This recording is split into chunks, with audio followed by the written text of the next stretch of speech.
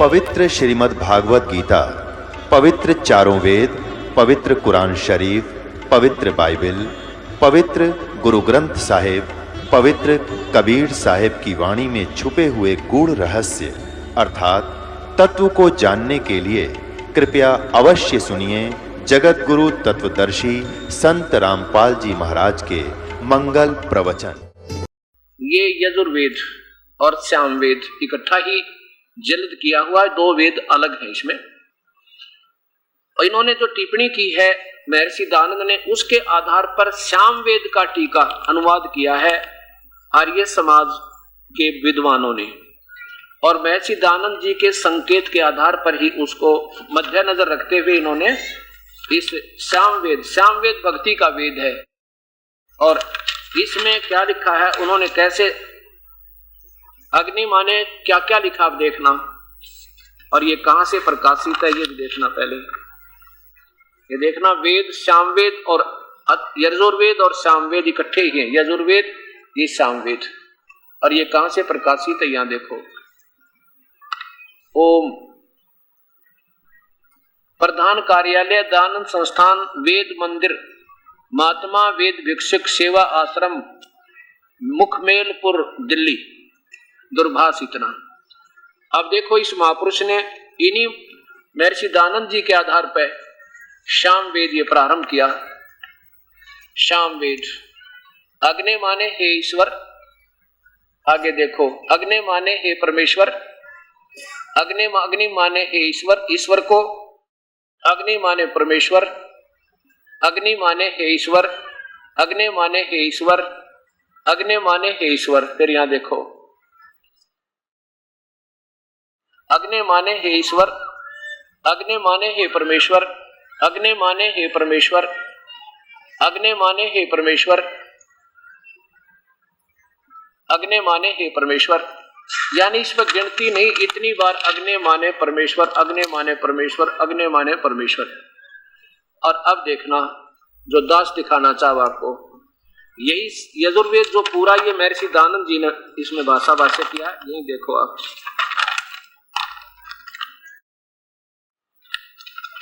ये वही जो का जो आपके सामने है, यहां देखो यजुर्वेद अथ यजुर्वेद, ये महर्षि दानंद जी का अपना भाषा उन्होंने खुद टीका किया, इसका अनुवाद किया है। अब इसमें देखो आगे चलिएगा कि इसमें भी ये संकेत है कि हे मनुष्य लोगों, जो सब जगत की उत्पत्ति करने वाला, संपूर्ण ऐश्वर्य युक्त, सब सुखों के देने और सब विद्या के प्रसिद्ध करने वाला परमात्मा है। वेद बोलने वाला ब्रह्म है, क्योंकि ये स्वयं कहते हैं कि ब्रह्म ने वेद बोले। ब्रह्म ने, क्योंकि ब्रह्म को ये भगवान मानते हैं, और वो ब्रह्म बोल रहा है, बता रहा है कि वो परमात्मा कोई और है। इससे पहले और थोड़ा सा सत्यार प्रकाश आपके सामने लाता हूं। इसमें स्वयं कहा कि किसी ने इनसे पूछा कि परमात्मा कैसा है, महर्षि जी ने उत्तर दिया परमात्मा निराकार है। ये देखिएगा फिर वही सत्यार प्रकाश।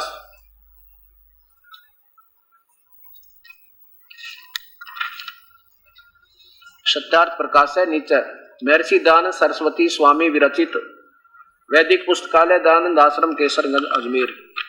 इनके 190 पृष्ठ में यानी 7वें समोल्लास में किसी ने इनसे पूछा कि आप परमात्मा को कैसा मानते हो, साकार व निराकार। ये 7वां समोल्लास, 7वां समोल्लास प्रश्न नंबर 190 नीचे पर देखना। प्रश्न किया किसी ने कि ईश्वर साकार है व निराकार, उत्तर महर्षि जी का निराकार। आगे देखो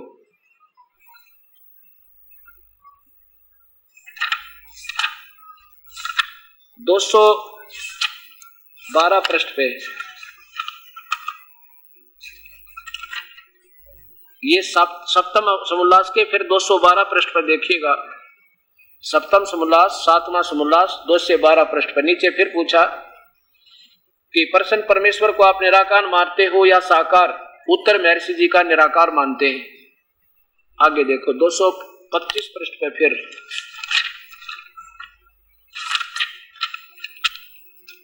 ये यहां देखो 8वां समोल्लास और प्रश्न नंबर 225 पे नीचे देखिए कि प्रश्न ईश्वर साकार है व निराकार, उत्तर ईश्वर निराकार है। और फिर प्रश्न किया किसी ने, वेदों को किसने बोला? ये कहते हैं वेदों को 4 ऋषियों में प्रवेश होकर एक एक वेद को लिखा, और काल ने, ब्रह्म ने, क्योंकि ब्रह्म को परमेश्वर मानते, ब्रह्म ने उनकी आत्मा में, एक एक ऋषि में आत्मा में प्रवेश करके और वेद बोला, वेद लिखवाया। जैसे महर्षि, जैसे वेद व्यास में प्रवेश करके 4 वेदों को फिर उसी काल में ब्रह्म ने दोबारा रच दिया, और गीता जी को दोबारा लिख दिया। जब श्री कृष्ण जी कहते हैं मुझे तो याद नहीं मैंने क्या कहा था, और उस काल ने प्रवेश करके वेद व्यास में फिर दोबारा रचना करवा दी। ऐसे 4 ऋषियों में इस काल ने, ब्रह्म ने प्रवेश करके और एक एक वेद रचवा दिया, ऐसा इनका कहना। वैसे तो सबसे पहले ब्रह्मा को 4 वेद मिले थे सागर मंथन में, फिर प्राकृतिक उथल पुथल के बाद ये क्या होता है कि वेदों का ज्ञान समाप्त हो जाता है। इसको फिर काल ने, ब्रह्म ने एक एक ऋषि में प्रवेश करके एक एक वेद का फिर वर्णन दे दिया, ज्यों क्या तुम। फिर ये प्राकृतिक उथल पुथल में फिर लड़ाई लड़ाई होकर, जैसे महाभारत वगैरह होकर, ये सारे खत्म हो गए थे। फिर महर्षि वेद व्यास में प्रवेश करके इसी काल में फिर 4 नो के नो लिखवा दिए, वो आज हमारे पास उपलब्ध है। ऐसे चलता रहा। तो ईद से पूछा कि यहां देखिए ये सप्तम समोल्लास प्रश्न नंबर 2 से 12 पे, नीचे आओ। तो यहां देखो कि किन के आत्मा में कब वेदों का प्रकाश किया, प्रश्न किया किसी ने। उत्तर यहां का यहां आ रहा है। इन्होंने क्या बताया है कि प्रथम सृष्टि की आदि में परमात्मा ने अग्नि, वायु, आदित्य और अंगिरा, इन 4 ऋषियों के अंदर प्रवेश करके एक एक वेद का प्रकाश किया। और देखो फिर कहते हैं, यहां देखो यही सप्तम समोल्लास चल रहा है, प्रश्न नंबर 217 पे। जो परमात्मा, यदि परमात्मा वेदों का प्रकाश न करे तो कोई कुछ भी ना बना सके, इसलिए वेद परमेश्वरो उक्त है।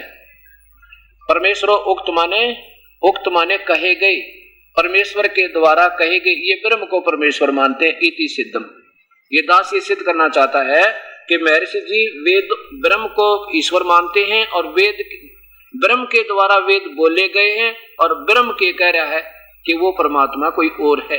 तो ये पवित्र गीता बता रही है, पवित्र वेद बता रहे हैं, और यही पवित्र कुरान शरीफ और ये पवित्र बाइबल बता रहे हैं।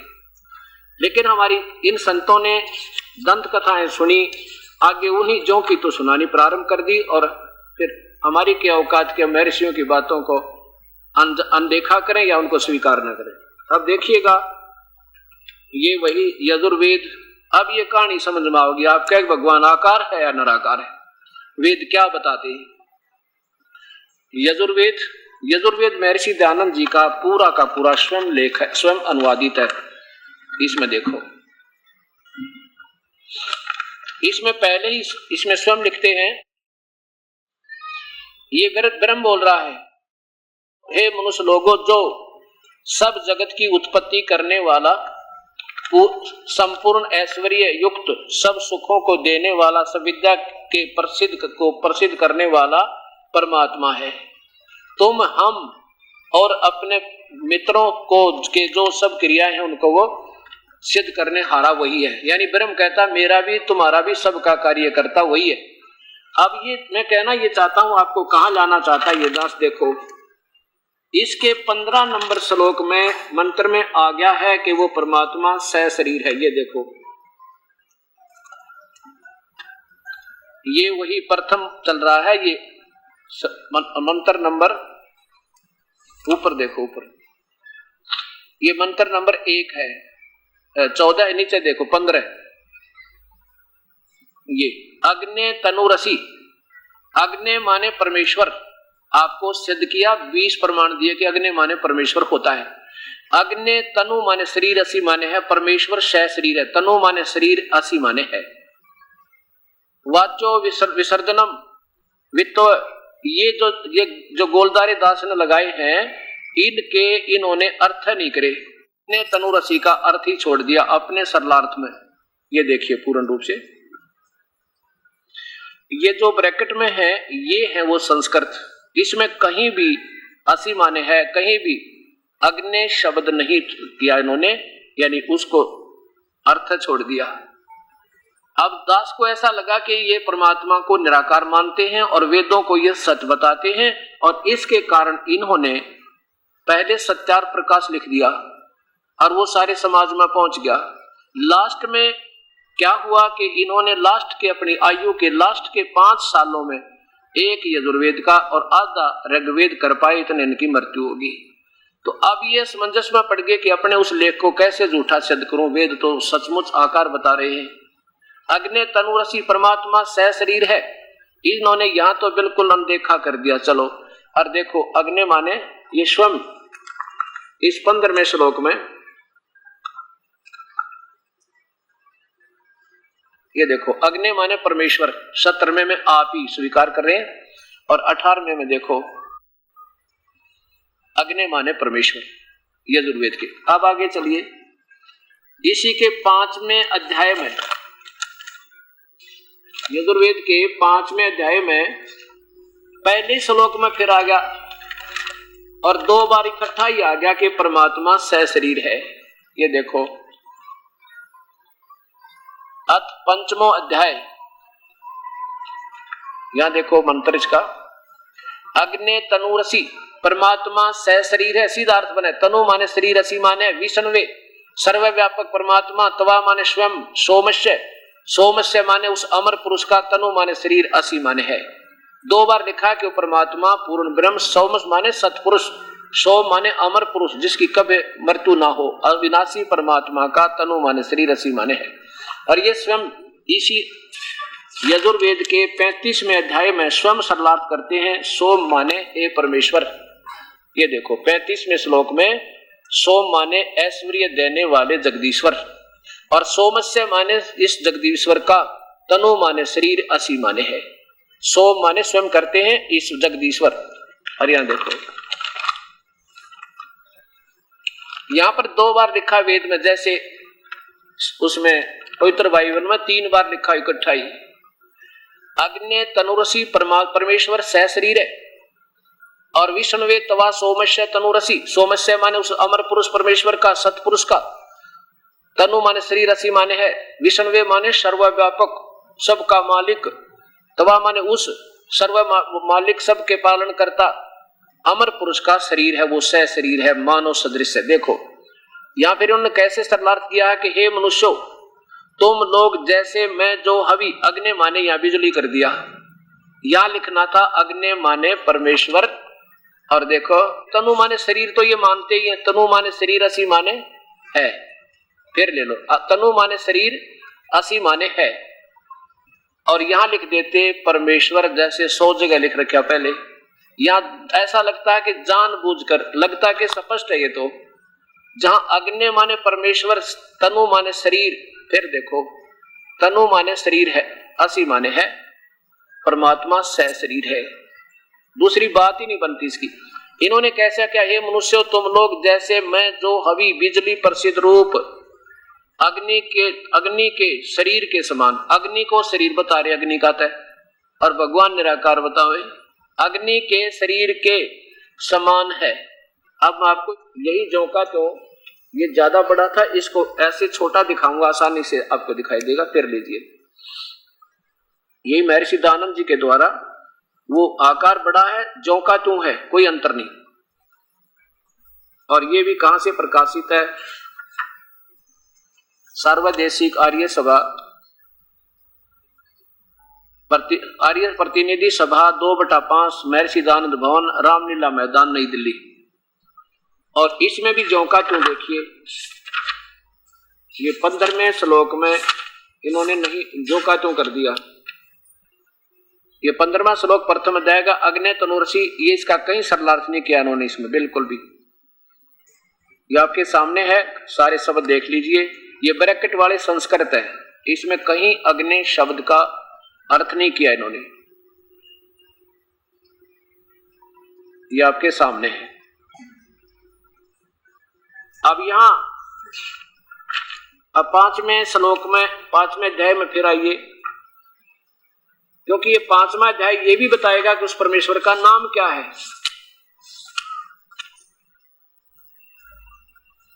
ये पंचमा अध्याय। और वही देखो नीचे, अग्ने तनुरसी विष्णुवे त्वा सोमस्य तनुअसी। हे मनुष्यो, तुम लोग जैसे मैं जो हवि, इसकी सेंस भी ना बनती सरलार्थ की। आप तो पढ़े लिखे हो, कोई बालक ने किसी बड़ोले आपके सामने है।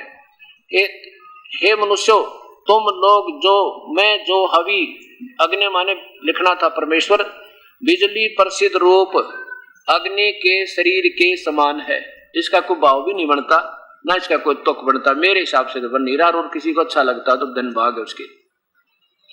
और सोमस्य, यहाँ सोमस्य लिखना था उस जगदीश्वर का। तनु माने शरीर, असी माने है। तनु माने या शरीर की जगह विस्तार पूर्वक सामग्री, असी माने है। यानी जान, ऐसा लगता है कि जानबूझकर महापुरुष ने अपने उस सत्यार्थ प्रकाश को सिद्ध रखने के लिए इसको गलत अर्थ दिए गए। अब देखो, अब वो परमात्मा कौन है, इसके बारे में आइएगा। अब ये चल रहे हैं वही 15वां अध्याय ना 5वां अध्याय, 5वां अध्याय। यहां देखो, अब 11वां श्लोक में ऐसे लगातार सुनाऊं तो और अच्छी तरह समझ में आ जाएगा, लेकिन हिंट दूंगा थोड़ा सा।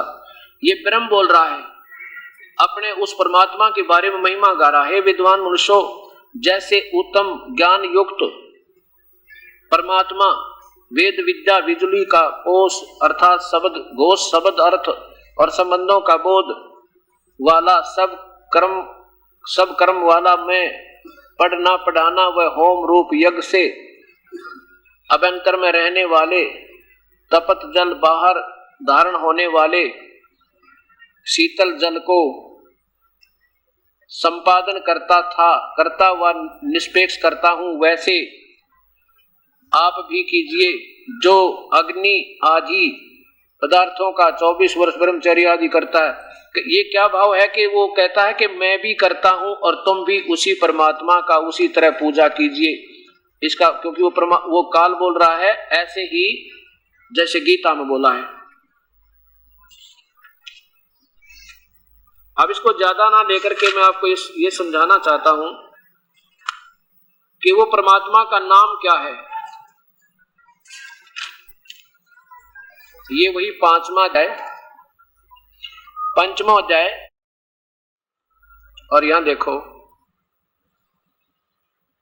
ये 32वां श्लोक है इसका, मंत्र 32वां। उसी गसी कबीर अंगारी असी। कबीर, कबीर माने हम उसको कबीर कहने लगे। कबीर अपभ्रंश करके, जैसे हम वेदों को वेद कह देते हैं, ऐसे ही लिखने में कबीर लिखने लगे। वास्तव में वेदों से भी पहले उस परमेश्वर का नाम कबीर देव है। कबीर देव, कबीर परमेश्वर। कबीर अंगारी, अंगारी माने पाप कर्मों को काटने वाला, बंभारी माने बंधनों का शत्रु। नीचे देखिए, इन्हीं, अब वो ब्रह्म बोल रहा है, हे जगदीश्वर, जिस कारण आप, ये ब्रह्म बोल रहा है उस पूर्ण परमात्मा कबीर की तरफ। कांतिमान है।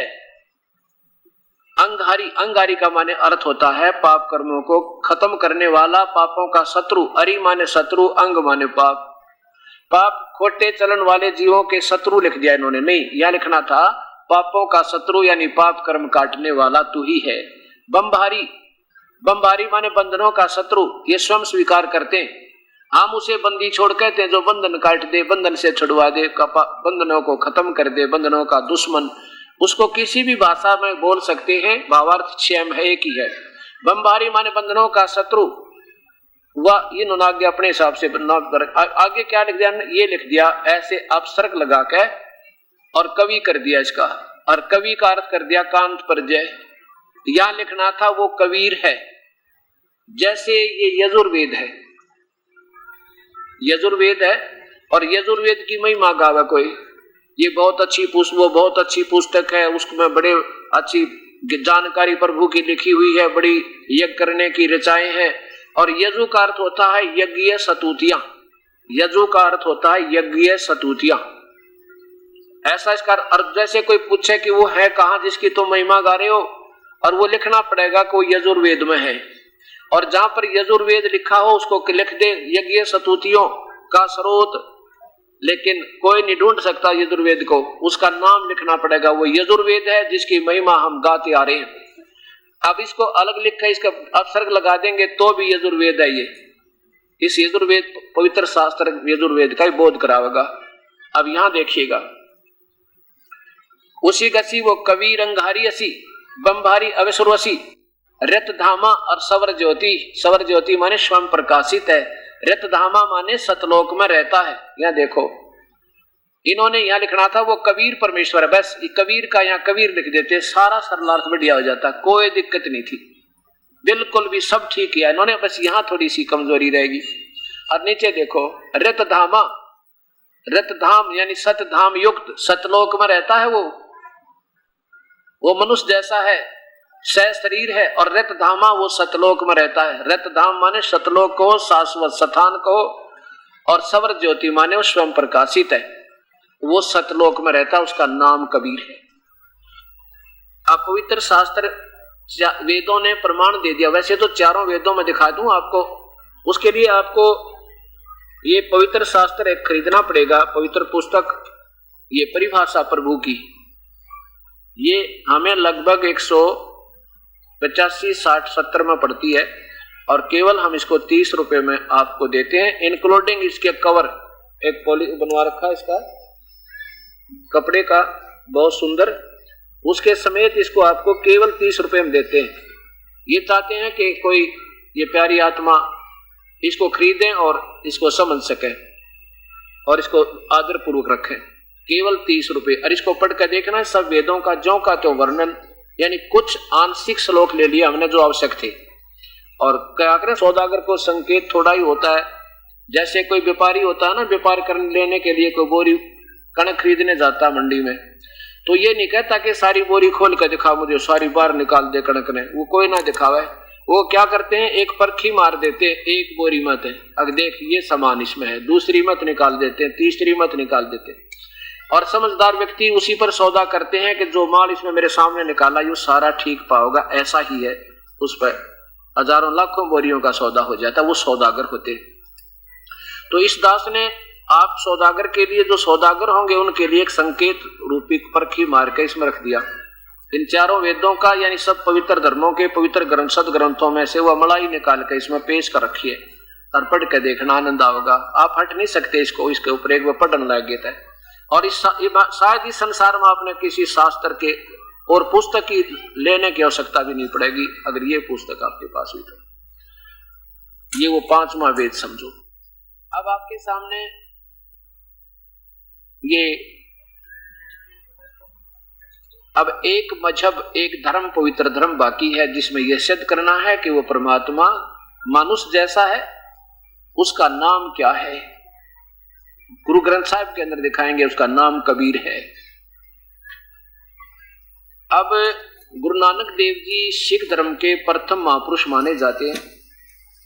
और गुरु नानक देव जी कौन थे, ये आत्मा कौन थी, ये राजा अम्बरीश थे सतयुग में। और राजा अम्बरीश थे जब ये भगवान विष्णु के इतने अच्छे उपासक थे कि इसके सामने दुर्वासा जैसे महापुरुष जो तोप मानी जाती थी, इनके सामने नतमस्तक हो गए थे इनकी सत भक्ति को देख कर। उसके बाद ये पुण्यात्मा ने विष्णु लोक में अपने पुण्यों को समाप्त किया, और फिर दूसरा जन्म, यानी उसके बाद इनका जो मनुष्य जन्म जब हुआ तो राजा जनक हुए, जो सीता जी के मुंह बोले पिताजी कहलाते थे। वो राजा जनक वही गुरु नानक देव जी यानी राजा अम्बरीश वाली आत्मा राजा जनक हुए। राजा हो चे रंक, जिसमें प्रभु का पिछला अंश भक्ति का वो हमेशा लीन रहते हैं और फिर तलाश कर लेते हैं। जैसे उनको साधना मिलती है फिर वो लग जाते हैं डट कर। इतने अच्छे साधक थे कि सुखदेव ऋषि जो तीनों लोकों में सिद्धि के आधार पर आकाश में तीनों लोकों में उड़ कर चला जाता, स्वर्ग में, फिर पृथ्वी लोक पर, पाताल लोक में। एक दिन वो विष्णु लोक में पहुंच गया, विष्णु जी के लोक में उसको रहने नहीं दिया।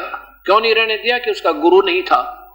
उसको वापस कहा भगवान विष्णु ने कि जाओ तुम अपना गुरु बनाकर फिर ये आ सकते हो, नहीं तो नहीं आ सकते। नुगरे कोई ऐसा था नहीं। किसको गुरु बनाऊं प्रभु, मेरे समान उस पृथ्वी पर कोई और ऋषि नहीं। भगवान विष्णु ने कहा कि ये भी तेरी मूर्खता सुखदेव, ये भी तेरी अज्ञानता है कि तू अपने आप को सुप्रीम मान बैठा। राजा जनक से जाकर उपदेश ले लो, और वो आज एक नंबर के मेरे लेवल के यानी बड़े अच्छे साधक हैं, मेरे संत हैं, वहां जाओ। सुखदेव ऋषि ने राजा जनक से उपदेश लिया।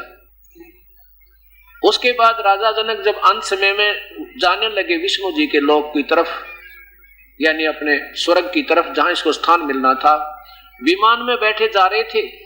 रास्ते में इस काल का ऐसा जाल है, एक नरक आता है बहुत लंबा चौड़ा, और उस नरक के साथ से राजा जनक का विमान निकाल दिया। राजा जनक ने देखा कि उसमें हाहाकार मची हुई, बहुत सी आत्माएं तड़फ रही हैं।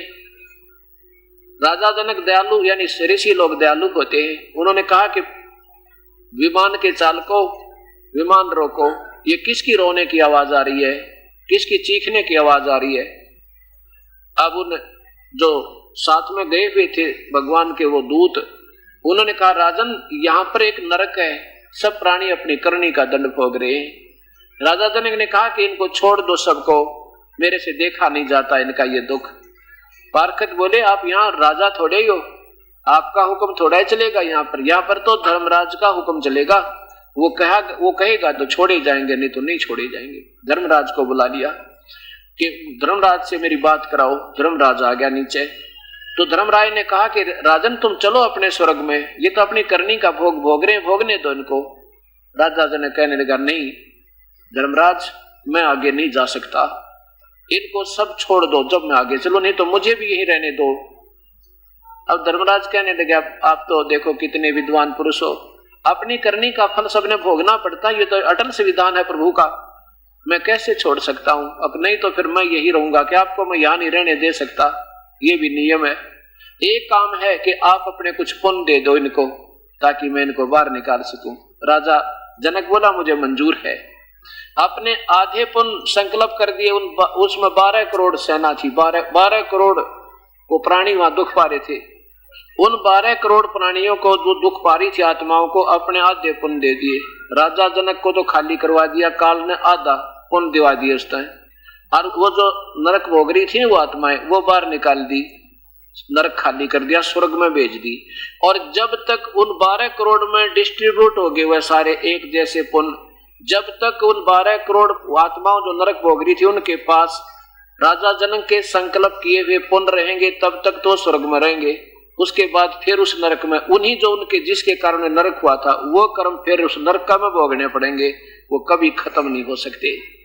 उधर से राजा जनक आधा खाली कर दिया, पुण्य खत्म करवा दिए। फिर ये चौथे यानी कलयुग में वही आत्मा गुरु नानक देव जी के रूप में, अब पश्चिमी पाकिस्तान तलवंडी वहां एक कस्बा है, उसमें श्री कालूराम मेहता जी के घर पे, खत्री के अरोड़ा के घर पे इस पवित्र आत्मा का पुनर्जन्म हुआ।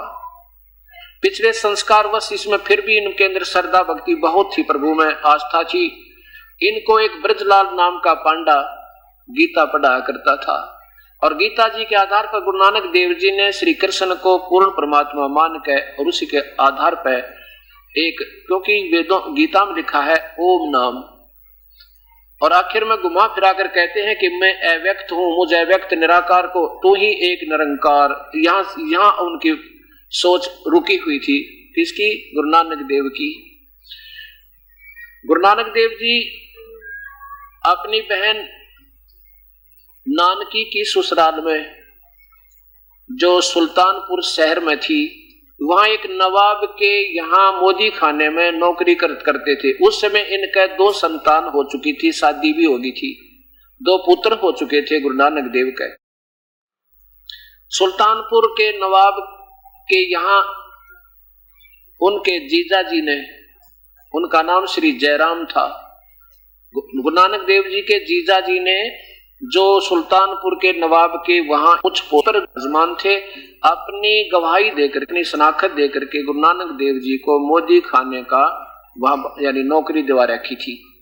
गुरु नानक देव जी रोजाना सुबह सुबह एक बेई नदी है सुल्तानपुर के बिल्कुल साथ में, ज्यादा से ज्यादा आधा किलोमीटर की दूरी पर, बेई नदी पर घूमने के लिए, सुबह स्नान करने के लिए, और भी बहुत से नगर के निवासी वहीं स्नान करने बेई नदी पर जाते थे।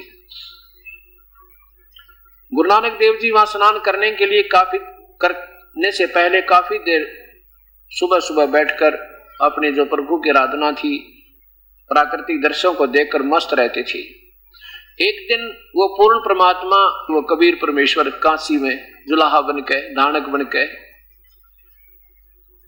कबीर परमेश्वर किसी माँ से जन्म नहीं हुआ उनका, वो स्वयं लहर तारा तालाब में बनारस में एक कमल के फूल पर प्रकट हुए थे और अपने आप आकर के आकाश से आए थे और अपने सतलोक से एक बालक का रूप बनाया था। सन 1398 से सन 1518 तक 120 वर्ष तक वो परमेश्वर यहाँ पूरी लीला करके और अपने सतज्ञान का एक संग्रह बनाकर वाणियों का, और वो सह शरीर चले गए थे। सन 1398 से सन 1518 तक कबीर परमेश्वर का यहाँ की मौजूदगी यानी रहे पर मालिक। उधर से 1469 से लेकर और 1500 कुछ 30 या कुछ ऐसा लिखा है उनका गुरु नानक देव जी का शरीर, यानी वो 1469 से लेकर 1518 तक वो समकालीन रही। कबीर साहब जो काशी से अंतर्ध्यान हुए और जिस समय गुरु नानक देव जी प्रतिदिन की तरह उस बेई नदी पर बैठे थे, वहां पहुंच गए। कैसे पहुंचे? एक जिंदा महात्मा का रूप में। जिंदा मुसलमानों में एक महात्मा होते हैं, संत साधु लोग, उनको फकीर बोलना, फक्कड़ फकीर। वो कैसा वेशभूषा होती है कि ऊपर एक काला टोप लंबे चोटे का ऐसे, और एक ओवरकोट पूरा एक का कपड़ा का बना हुआ जैसे कोट सा होता, चोला बोलना उसने, वो घुटनों से एक घुटनों से भी यानी कुछ नीचे तक होता है और काला रंग होता है, उसको जिंदा महात्मा कहते हैं। ऐसा रूप बना के और गुरु नानक देव जी को जाकर के राम राम कहा, सलाम वालेकुम कहा। गुरु नानक देव जी ने वालेकुम सलाम की का उत्तर दिया और कहा, आओ भगत जी बैठो। बैठ गए। गुरु नानक देव जी ने पूछा, कहां से आए हो? कबीर साहब ने कहा, मैं काशी में एक जुलाहा हूं, धानक हूं, छोटी जाति का, और वहां अपना कपड़ा बुनने का काम करता हूं। और हे भक्तात्मा नानक जी, मैंने आपकी बड़ी महिमा सुनी है और मैं सब जगह भ्रम भटक दिया। कबीर परमात्मा अपने आप को एक दास बताते हैं, एक गुलाम बताते हैं, एक अज्ञानी बताते हैं, ताकि सामने वाले को अपना सत्ज्ञान समझा सके। इसलिए वो परमात्मा अपने को अधीन दीन बता के और गुरु नानक देव जी से वार्ता करना चाहते हैं कि ताकि मैं इस प्यारी आत्मा को अपना सतमार्ग बता सकूं। कहते हैं कि मैं सब जगह घूम लिया और मुझे आज तक सतज्ञान नहीं मिला, ना मुझे मुसलमान धर्म से संतुष्टि हो पा रही है जो वर्तमान के गुरु लोग मुझे बता रहे हैं, और मैं हिंदू संतों के पास बहुत जा चुका हूं, पर मेरी सेटिस्फेक्शन नहीं हुई, मेरी संतुष्टि नहीं है। आप मेरा भ्रम निवारण कर दो, मुझे उपदेश दे दो, मुझे शिष्य बना लो। और वैसे मैंने एक रामानंद नाम के बहुत बड़े महापुरुष हैं काशी में, उनसे भी उपदेश ले रखा, पर मेरी उनसे संतुष्टि नहीं हो पा रही।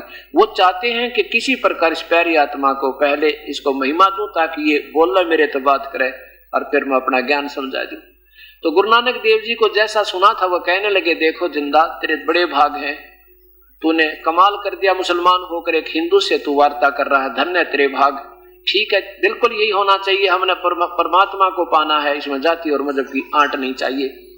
तो गुरु नानक देव जी को जितना गीता में सुना था, कहने लगा, श्री कृष्ण भगवान ने गीता में कहा है कि एक ओम नाम का जाप, वही एक ओंकार, और उसी की भक्ति करनी है, वही पूर्ण परमात्मा है, वो सब कुछ रचने वाला, और वो अजरो अमर है। श्री कृष्ण ऐसे है, भगवान विष्णु ऐसे है, यानी वो अपनी महिमा जैसे हिंदू समाज में वो सब बताने लगे। तो कबीर साहब ने कहा कि ठीक है महात्मा जी, मैं कुछ प्रश्न कर सकता हूं, क्योंकि देखो जब तक मेरे शंका का निवारण नहीं होगा तो मैं उपदेश लेने योग्य भी नहीं हो सकता। कहा पूछो, क्या बात है? कि जैसे आप भगवान विष्णु को, यानी कृष्ण विष्णु जी के अवतार थे, गीता बोल रहे हैं, आप कहते हो ये अजरो अमर है, इनका विनाश नहीं होता, ये सर्वशक्तिमान है। हाँ जी, मैं क्या कहता हूँ, गीता में लिखा है। कबीर साहब ने कहा कि चौथे अध्याय का 5वां श्लोक, उसको देखना दोबारा एक बार, उसमें क्यों गीता जी रोज पढ़ा करते, गुरु नानक देव जी के कंठस्थ याद थी। उसमें लिखा है, भगवान गीता बोलने वाला कहता, अर्जुन तेरे और मेरे तक बहुत जन्म हो लिए, और वो परमात्मा तो कोई और है भाई, जिसकी भक्ति करने से जीव का छुटकारा होगा। वो परमात्मा अविनाशी कोई और है। यही पवित्र गीता जी अध्याय नंबर 4 का ये श्लोक नंबर 5 है। हे परंतम अर्जुन, मेरे और तेरे बहुत से जन्म हो चुके हैं, उन सबको तू नहीं जानता, मैं जानता हूं। और दूसरे अध्याय के 12वें श्लोक में लिखा है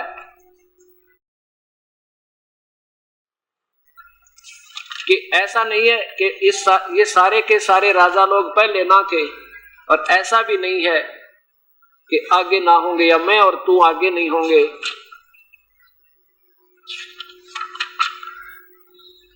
ये देखिएगा, यही अध्याय नंबर 2 का श्लोक नंबर 12 में ये भगवान तो स्वीकार करता है कि आप और हम तो जन्म मृत्यु में सदा रहेंगे।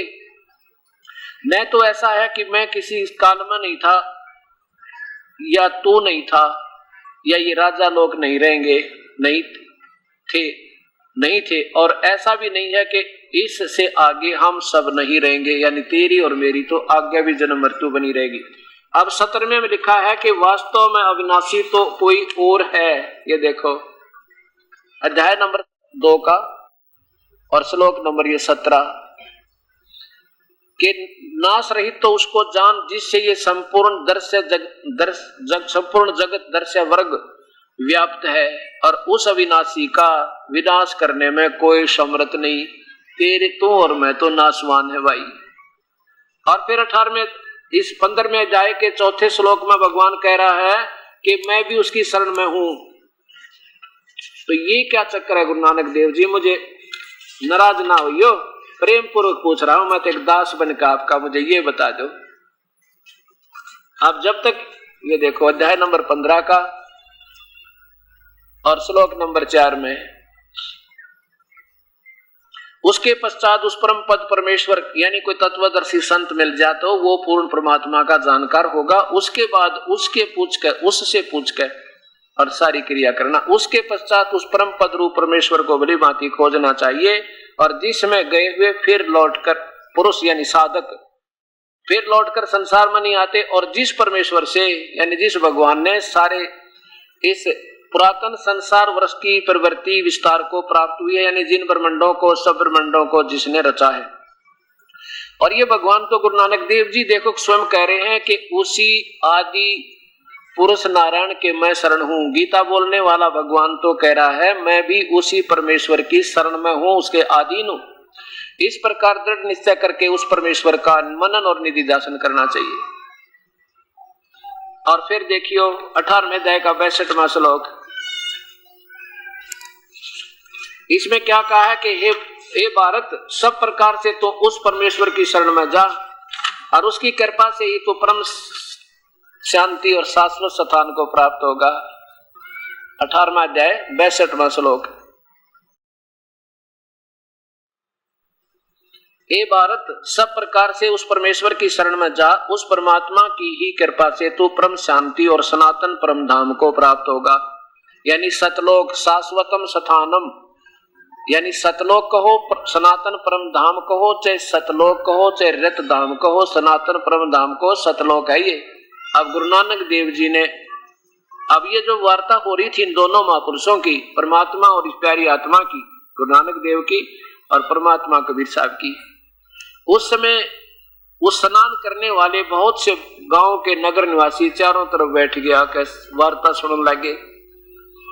उसमें सभी हिंदू लोग गीता का बहुत पाठ करते थे, आम व्यक्ति सुनता था, पढ़ता था और बड़ी चर्चा होती थी, तो सबको पता था कि गीता में कहाँ क्या लिखा है। लेकिन गुरु नानक देव जी ने अपने पुराने ज्ञान के आधार पर सामने सत्य होते हुए स्वीकार नहीं किया और कहने लगा, जिंदा तू तो बात बहुत बनाता है, तू तो मेरा गुरु बनने आया है, तू मुझसे पूछने नहीं आ रहा। नाराज हो गए। कबीर साहब बोले, महाराज जी नाराज ना हो, मैं तो आपसे एक करबद्ध होकर प्रार्थना की है, अगर संशय निवारण कर सकते हो तो कर दो, और नहीं तो कोई बात नहीं। मेरी कोई शब्द से आपको दुख हुआ तो मैं उसका क्षमा याचना करता हूं, और उठ कर चल पड़े। अब गुरु नानक देव जी से पूछने लगे कौन था ये? वो दूसरे व्यक्ति कहने लगे, ये तो ऐसे उठपटांग बातें कर रहा था, छोटी जाति का कमीन है ये, जुलाहा वहां का काशी बनारस का रहने वाला, चले गए कोई बात नहीं। लेकिन वह सच्चाई सामने आंखें आगे देख ली, पर उस प्यारी आत्मा ने नींद आनी बंद होगी। गुरु नानक देव ने, अरे सचमुच कबीर साहब ने कहा कि 11वें अध्याय के 32वें श्लोक में ये भगवान तो कहता मैं काल हूं, सब न खाऊंगा, और आप इसी की पूजा कर रहे हो। और तेरे जैसी प्यारी आत्मा गुरु नानक देव, ये भी वार्ता हुई मालिक की कि आप अमरीश राजा थे सतयुग में, और त्रेता युग में आप राजा जनक थे, और ऐसे अच्छे समय में आप जैसी पुण्यात्मा ऐसे पुण्य कर्म करके स्वर्ग तक भी पहुंच गए, काफी वर्षों तक मारे, और आप जैसी ऐसे निर्मल साधक की भी जन्म मृत्यु बनी हुई है, तो आम जीव की के पार बसाओगी। अब कल युग में आप क्या कमाई करके ले जाओगे, जब ऐसे समय में भी आपकी मुक्ति ना हुई। तो इस निरंकार को जिसको तुम निरंकार कहे ना सारे, ये निरंकार नहीं, ये आकार में ये काल, ये सब ने खाता हुआ बैठ के, ये बात उनके हृदय में समा गई। भाई सचमुच बात तो सत्य है। और मन में प्रार्थना करता है परमात्मा, हे भगवान अब क्या वो संत आ जाता, मैं उससे खूब बात करूं। क्योंकि देखो जिसने परमात्मा की चाह, एक बार तो दुख होता है अपनी हमारी साधना में कोई उठ पटांग कह दे, दुख तो होता है, लेकिन उस दुख का ये नहीं मतलब होता कि माननीय नहीं, उसमें फिर गहराई तो जाना चाहिए भी इसने क्यों मना किया, ये साधना ठीक हो ना। अब जैसे मैं आपके नोट को, 1000 के नोट को नकली बताता हूं, बता दिया मैंने, तो आपने चिंता तो होनी चाहिए इस बात की भाई क्यों बताया, जिसको 20 जगह दिखावा वास्तव देखिए भाई मेरा नकली तो नहीं है, और ठीक है तो फिर बहुत अच्छी बात, फिर दुख किस चीज बात की, फिर दुख मानना ही नहीं चाहिए, और दुख है महसूस है तो फिर देखो उस सब कंपेयर करो उसको, और फिर बेड़ा पार हो जाएगा। अपना नकली था तो असली ले लो, उसका समाधान करवाओ।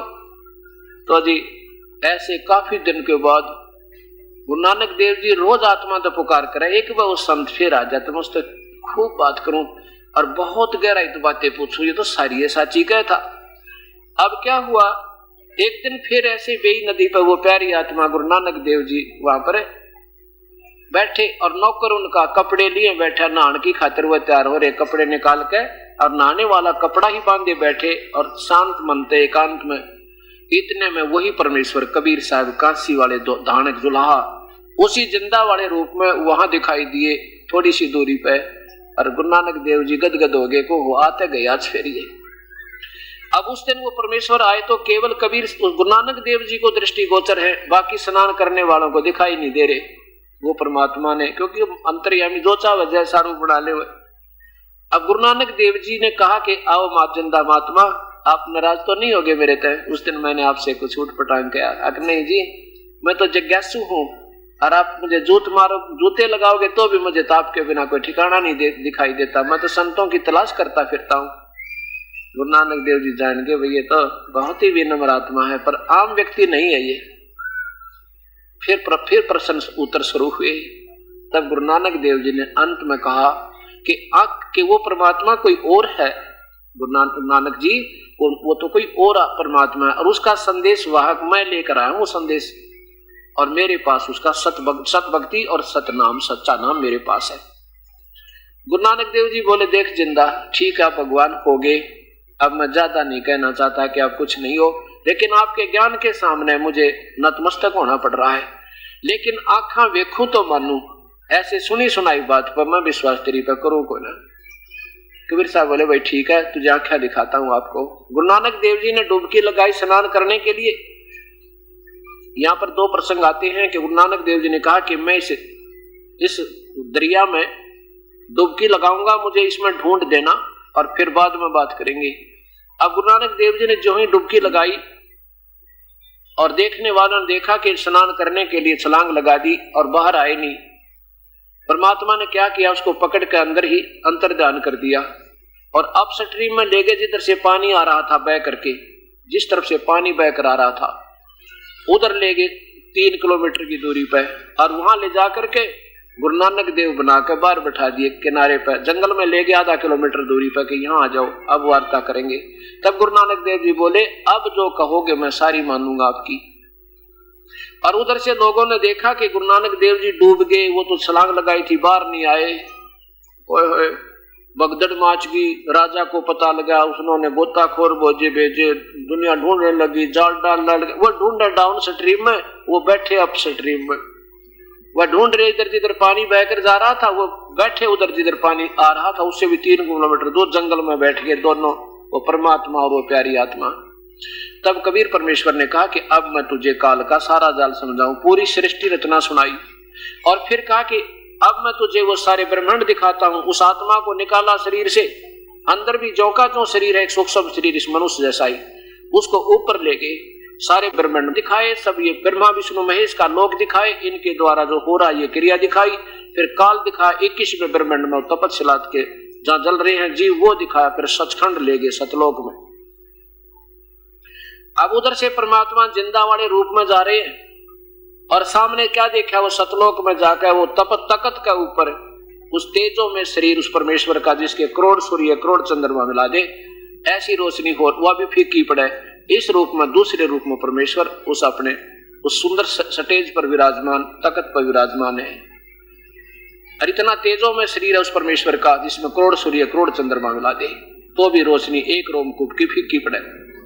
अब जाकर देखा कि गुरु नानक देव जी ने सोचा ये है रब जड़ा तकत पे बैठा, जिसका गीता में संकेत है कि उसकी शरण में जा, ए है वो रब। इतने में कबीर परमेश्वर जाकर के जो जिंदा वाले रूप में थे अपने ही दूसरे रूप में एक चंवर करने लगे। चंवर होता सफेद सफेद मुलायम मुलायम बालों का एक गुच्छा सा होता है, डंडी बंदी होती है, वहां तेज पुंज के हैं ऐसे सारे, तो ऐसे चंवर करें आदर से। तो गुरु नानक देव जी ने सोचा कि रब तो ए है जेड़ा तकत पे विराजमान है और ये कबीर तो यहाँ का कोई अनुचर होगा, सेवक होगा। इतना सोचा ही था कि वो तेजों में शरीर परमेश्वर का खड़ा हुआ, जिंदा वाला शरीर उस तकत पे विराजमान हो गया और वो दूसरा शरीर जो तेजों में शरीर जो वास्तविक शरीर दिखाई देता वो चवर करे उस जिंदा वाले शरीर पे। अब गुरु नानक देव जी ने सोचा भाई ये के चक्कर, रब नौकर पर रब चवर करे। इतने में वो तेजों में शरीर उस जिंदा वाले शरीर में समा गए और अकेले कबीर परमेश्वर जिंदा वाले महात्मा के रूप में और तकत पर बैठे हैं, चवर अपने आप घूम रहा है ऊपर।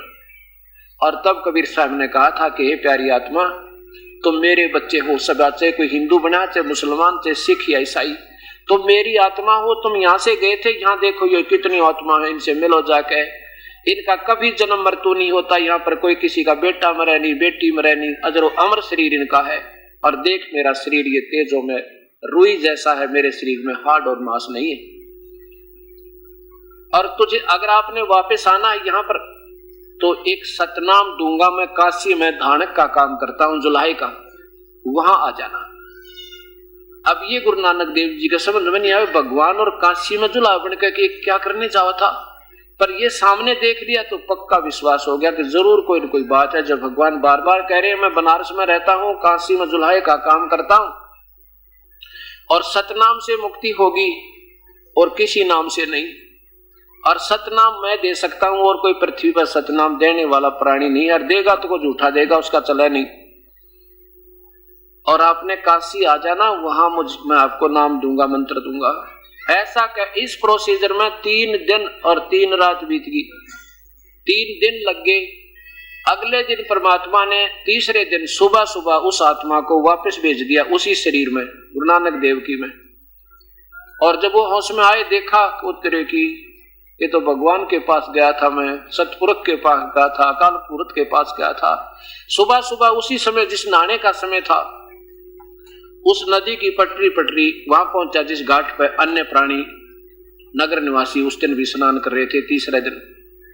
और गांव में ये हाहाकार मच गई थी कि नानक देव जी डूब चुके हैं, उनका तो वहां पर सारे रिश्तेदार इकट्ठे हो रहे और वहां पर उनके जो ना रुदन मचा हुआ घर में। तीसरे दिन वो देखे सबने कि गुरु नानक देव तो ये आगे सब इकट्ठे हो गए, गांव में भगदड़ मच गई, सारा नगर इकट्ठा हो गया, वो तो जीवित है। फिर से पूछने लगे तुम कहाँ गए थे? कि मैं अपने भगवान रब के पास गया था और वो रब मुझे खुद लेकर के अपने ऊपर सतलोक सचखंड में गया था, उसने मुझे आज छोड़ दिया वापस। अब उसकी तलाश करूंगा, वो यहीं किसी इस पृथ्वी पर भी आया हुआ है, उसने मुझे संकेत किया है, मैं उसकी तलाश करूंगा और उसे उपदेश लेकर के अपना कल्याण करूंगा। आकर के अगले दिन मोदी खाने की नौकरी पर पहुंच गया, तो 2-3 दिन हो गए थे, सबने अपनी रोजी रोटी का सामान लेना था, तो सब भंडारा खोल दिया मालिक उसने, गुरु नानक देव जी ने। और 1 2 3 13 गिन के उस्ताद भूल गया, 13 क्योंकि सब आसार नजर आवे, काल के जाल में फंसे पड़े हम, या 1-2 दिन का गुजरान है, ना जाने कब क्या शरीर पूरा हो जा, सब सारा जोड़ा जाड़ा यही रह जा। ऐसे उनका हृदय हट गया यहाँ तक, और 13 करके चाहे कोई 100 लेगा, चाहे 500 लेगा, चाहे 1000 लेगा, सबको बैठ दिए और खजाना खाली कर दिया। अब ये करके जाके शमशान घाट पर पहुंच गए, वैसा ही रूप बनाकर जिंदा जैसा जिस रूप में परमात्मा मिले थे।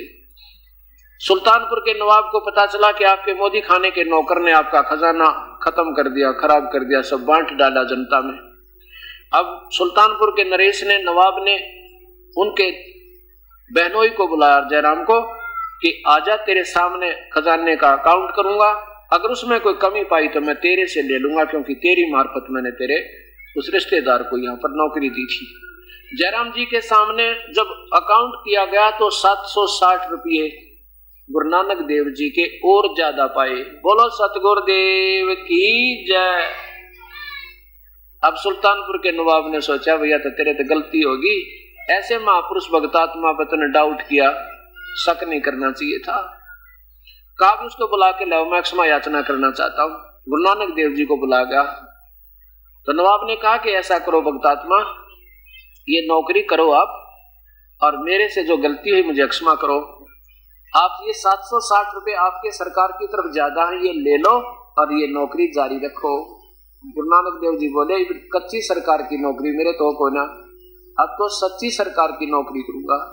अब मैं उस परमात्मा का तलाश करूंगा और उसका जो दिया हुआ आदेश उसको पूर्ण करूंगा।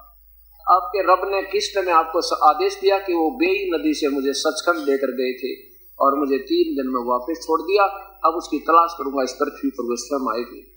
कहने का भाव यह है कि वो काशी में पहुंचे गुरु नानक देव जी, और वहां पर रामानंद जी, जो कबीर साहब ने कहा था मेरे गुरुदेव थे रामानंद जी, वो बोलबाला था उनका, 1 नंबर के संत ऋषि थे, वहां पर सब जानते थे, और कबीर साहब को नहीं जानती थी दुनिया। इसलिए परमेश्वर ने संकेत भी दे दिया था कि रामानंद जी से मिलना, और रामानंद जी मुझे बताऊंगे मैं कहाँ रहता हूँ। अब रामानंद जी को भी ऐसे कबीर परमेश्वर ने सचखंड दिखाया था, सतलोक। पहले ये भी रामकृष्ण का पुजारी और ब्रह्म तक का साधक था, और उसके बाद वो वास्तविक स्थान दिखा करके वापस छोड़ा था। ऐसे ही रामानंद जी की आत्मा को उसके बाद रामानंद जी ने भी हाथ खड़े कर दिए थे और उस महापुरुष के चरणों में, परमात्मा के चरणों में समर्पण कर रखा था कि तू ही मेरा भगवान, तू ही मेरा गुरु, सब कुछ तू ही है। उस तरह से गुरु नानक देव जी वहां पहुंचे रामानंद जी के पास। रामानंद जी से पूछा कि यहाँ आप सचखंड के बारे में जानते हो? अब रामानंद जी बोला मैं जानता तो नहीं था, पर मेरे भगवान ने मुझे जना दिया। वो कबीर नाम से आए हुए हैं और जुल्हाए का काम करते हैं, वो स्वयं परमेश्वर है। अब गुरु नानक देव जी ने कहा एक बार मेरे को उनसे मिलवा दो। उस दिन गुरु नानक देव जी ने, कबीर साहब ने क्या किया कि स्वामी जी कल मैं नहीं आऊंगा आपके दर्शनार्थ, मेरे पास कपड़ा बुनने का काम ज्यादा आ गया। किसको? रामानंद जी से कहकर चले गए, स्वामी जी परसों दर्शन करूंगा आपके। जिस दिन उस प्यारी आत्मा ने गुरु नानक देव जी ने पहुंचना था, उस दिन अपने घर पर जानबूझ के इनको वास्तविकता दिखा दो, मैं कौन हूँ, कहाँ बैठा हूँ। तो रामानंद जी ने कहा कि नानक जी वो आज यहाँ नहीं आएंगे, वो भगवान आज घर पे है, वो लीला कर रहे हैं। उनकी लीला मेरे तो समझ में आती नहीं, वो क्या है, कौन है, क्या कर रहे हैं, पर वो परमेश्वर है, पूर्ण ब्रह्म। तो एक सेवक भेज दिया रामानंद जी ने कि जा भाई इनके साथ जाओ और कबीर परमेश्वर के दर्शन करा लाओ। जब गुरु नानक देव जी पहुंचे उस भगवान की झोपड़ी पर जहां बैठ कर खड्डी में वो जुलाए का काम करे थे, और देखा सामने वो चांद सा मुखड़ा गुरु नानक देव जी ने जो सतलोक में देखा था सतपुरुष को, आंखों में पानी भर के जैसे भूखे न प्रसाद भोजन मिल जा, पैसे न जल और निर्धन न धन मिल जावे, और जैसे अपने मणि मिल जाए, इस प्रकार आंखों में पानी भर के कि फाई सूरत मलुक ए ठगवाड़ा ठगी देश खरा सियाणा बहुते बार ये दानक रूप रहा करता है। गुरु नानक देव जी कहते हैं आंखों में पानी भर के एक सवान दुई सवानी नान बल्कि बोकाई सदा ब्याल और कोड़ छुरा मोटा मर्दार ये धानक रूप रहा करतार। तेरा संसार में एहो आस एहो आधार, नानक नीति विचार ये धानक रूप रहा करतार। रुक के लगाओ, आवाज लगाओ, देखो ये रहा भगवान, देखो ये रहा भगवान। ये रहा वो प्रभु जिसकी तलाश दुनिया को है। अब देखिएगा श्री गुरु ग्रंथ साहिब जी। अब इसके अंदर आपको प्रश्न नंबर 24 पर श्री राग महला पहला यही सब दिखाएंगे, पंजाबी के अंदर लिखा हुआ। अब ये देखिएगा श्री गुरु ग्रंथ साहिब जी प्रश्न नंबर 24 पे, ये है श्री राग महला पहला घर 4। ये 28 नंबर समाप्त हो जाता, शब्द 29 में प्रारंभ होता है। यहां देखिएगा, एक सवान दुई सवानी नाल बलके भुकही सदा बियाल कोड छुरा मूठ मुर्दार। ये धानक, ये देखो धानक रूप रहा करतार। मैं पथ की पिंड न करने की कार, ओ बिगड़ रूप रहा विकराल। तेरा एक नाम तारे संसारे, ओए होए होए, तेरा एक नाम तारे संसार। मैं एहा आस एहो आधार। रोहाऊ मुख निंदा आखा दिन रात, पर घर जो ही नीच मनात। काम क्रोध तन वसे चंडाल, ये धानक रूप रहा करतार। फाही सूरत, ओह सूरत, फाही सूरत। देखो मुल्क की वेश, ओ ठगवाड़ा ठगी देश। खरा सियाना बहुता भार, धानक रूप रहा करतार। ये धानक रूप रहा करतार। मैं कीता ने जाता हराम खोर, ओ किया दुष्ट मोह देसा दुष्ट चोर। नानक नीच कह विचार, ये धानक रूप रहा करतार। धानक रूप रहा करतार। बताओ फिर देख लीजिए, मैं कीता न जाता हराम खोर, ओ किया मुंह देसा दुष्ट चोर। नानक नीच कह विचार। ये विचार देखो, विचार बोला है, विचार को पंजाबी में बै बोलते हैं, और यही फिर कबीर बै को कबीर लिखा जाता है, बै बोला जाता है। नानक नीच कह विचार, ये धानक रूप रहा करतार। धानक रूप रहा करतार। अब आपको एक प्रमाण और दिखाते हैं जहां सीधा कबीर नाम लिखा है, प्रश्न नंबर 721 पे। अब आप देखिएगा, वही श्री गुरु ग्रंथ साहिब जी पंजाबी लिपि प्रश्न नंबर 721। ये प्रश्न नंबर 721 है, और नीचे देखिएगा इसके अंदर जहां से शब्द प्रारंभ होता है, एक अर्ज। ये देखिएगा, एक अर्ज गुप्तम पेश तोदर गोस कून करतार। हक्का कबीर करीम तू। ये सब देखिएगा ध्यान से, हक्का कबीर करीम तू। हक्का कबीर माने सत कबीर। हक्का कबीर करीम तू, ओह दयालु तू, बेऐब परवरदिगार। आगे चलिए, दुनिया मुकामे फानी तहकीक दिलदानी। ममसर मुई अजराइल गिरफत दिल ऐच नदानी। आगे देखिए, रहाऊ जन पिसर पिदर बिरादरा कस नेस दस्तम गीर। आखिर व्यफ्तम कस नदारद चूम। वसद तरकीब तकबीर सब रोज गस्तम दर हवा कर देम बदी ख्याल। गाहे न नेकी कार करदम। आगे देखिए,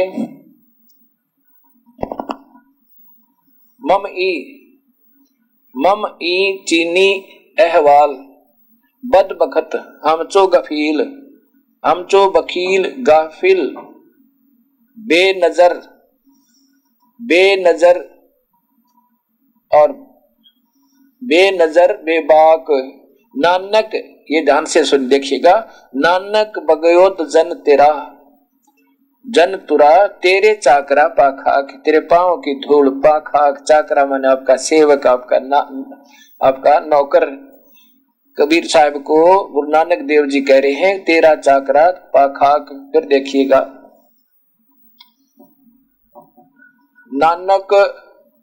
नानक बगयोत जन तेरा, तेरे चाकरा पाखाक, तेरे चरणों की धूल नानक। फिर देखिए ऊपर से प्रश्न नंबर 721, ये प्रश्न नंबर 721, और फिर नीचे देखिएगा ये हक्का कबीर सत कबीर, हक्का कबीर सत कबीर, ये बिल्कुल सामने शब्द आ रहा, हक्का कबीर बिल्कुल स्पष्ट लिखा हुआ है। ए सत कबीर, आपके चरणों की धूल, आपका दास नानक, और मेरे से जो आप ही, आपके चरणों में एक अर्ज है मेरी। अब आपके सामने पवित्र आत्माओं, ये स्पष्ट प्रमाण हो गया कि परमात्मा आकार में है, मनुष्य सदृश्य है, और वो सतपुरुष सतलोक में रहता है वो, और आंखों देखी गवाही दे दी पुण्य आत्मा गुरु नानक देव जी ने, और चारों पवित्र धर्मों के पवित्र शास्त्रों ने प्रमाण दे दिया। अब आने वाले समय में आप सुनते रहिएगा।